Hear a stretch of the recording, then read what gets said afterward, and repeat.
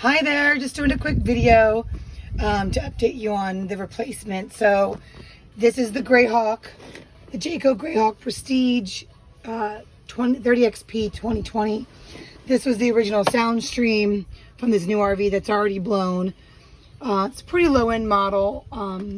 So as I've mentioned before, Jayco has decided that they have no replacements any longer, not the Soundstream, but no replacement at all. So I haven't had backup cameras or radio or Sirius XM or anything. So when I was trying to figure out what they decided to do was give me a $500 credit.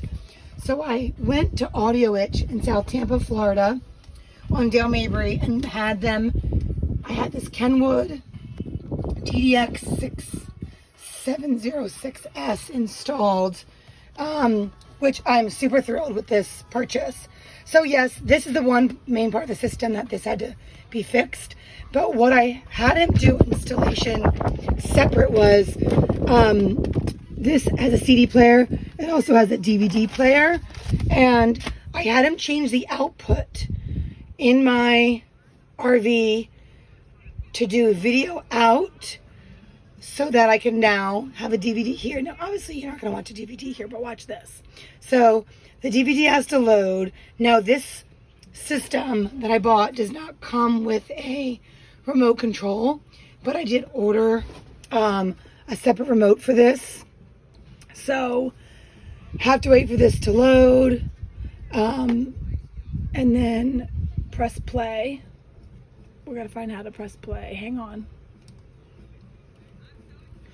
So once you have your DVD in here, unfortunately the controls are in this part. So when we play the DVD, this is a comedy. So when you play your DVD here, then now you go out here and now the DVD actually plays here. So I had the Audio Edge people put a Fire Stick out here for me. So now I have a DVD, which, like I said, unfortunately the remote, the controls are only from the inside, but I do have input.